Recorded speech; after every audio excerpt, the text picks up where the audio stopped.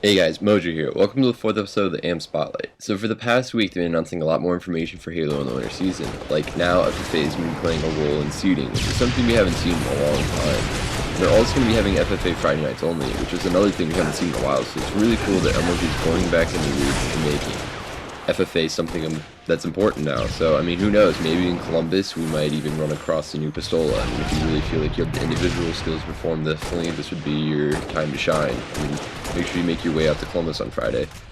Also, we're going to be having CEA maps playable in Columbus, which everyone should be thanking the fuck out of Killer KC for doing, because he has to sit in a warehouse for, I think it's doing it for 3 days, in Syracuse, New York, downloading every map to every Xbox. So if you're in the area, he's looking for volunteer work, so make sure you hit him up for that. But it's been really good that we're going to have a whole new map rotation. We're going to have some Beaver Creek. I mean, I know some people are testing Damnation.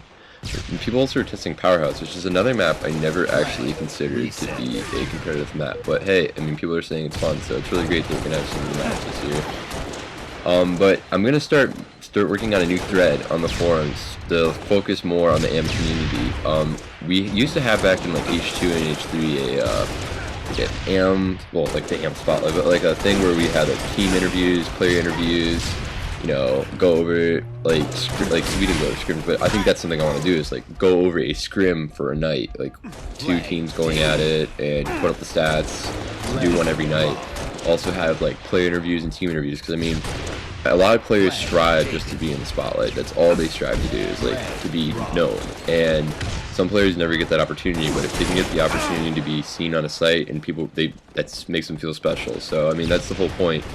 Like, I feel like one thing we really need to work on in the community is make sure that everyone has their own chance to be in the spotlight. But I'm gonna start talking about the gameplay. So this is Valen, and I mean, everyone, a lot of people, including myself, used to make fun of Valen in H3 for being 4th round Valen. I mean, he never could make it past 4th round. It was pretty funny. I mean, I have to give him props now, because he shut me up, because he's placed top 32 all last year. I mean, he really is someone who put in a lot of effort for the past 2 years to improve his skill.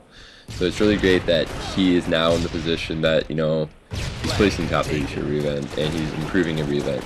But I'm going to just jump right into it now, because here his team is actually running the flag, and he does a really good job here of containing the team when they spawn at snipe. He's able to clean up 99 pretty well, who we actually just covered last episode. And then he plays really aggressive here on Mario. He's no shield, challenges Mario, and actually cleans up Mario. So he actually stops Mario from being able to push, and they're able to capture the flag pretty easily. Flag taken. Flag captured. Gain the lead. Next flag run we have is Valen just comes on spawn and helps his teammate clean up someone at P.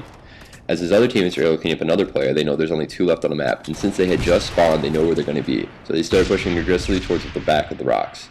Valen, though, makes a mistake here. Instead of flanking them, he pulls the flag so they know exactly where he's going to be. And then he's an easy target to be cleaned up by his teammates. But lucky for him, Akuza makes a really good play here on Mario, and he's able to kill Mario when he's no shield as Mario misses the beatdown. So he actually keeps the flag run alive. So right when Valen spawns, he knows that he needs to be pushing towards Courtyard to help his teammate contain the players that are spawning. He actually catches the eye of someone running behind him, and he's able to drop down in there and make sure he gets shots on him before he runs away.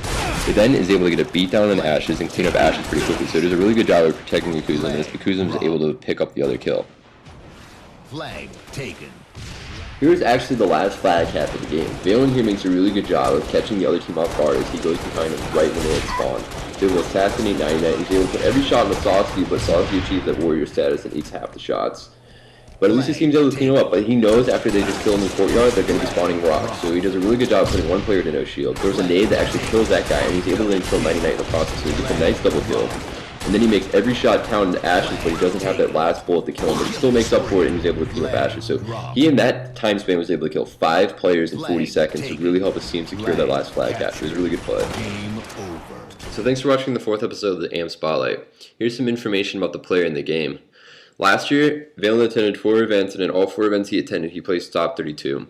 At Dallas, he got 29th. Columbus, he got 30th. And then when he attended Raleigh with teammate Attraction, he got 25th, which is his best placing yet. And then Orlando, he got 32nd. So overall, it was a really good year for Valen, for someone who was consistently placing 4th or 3rd round every event he went to prior to that. So it really shows that if you put the time and effort in, you can improve your placings.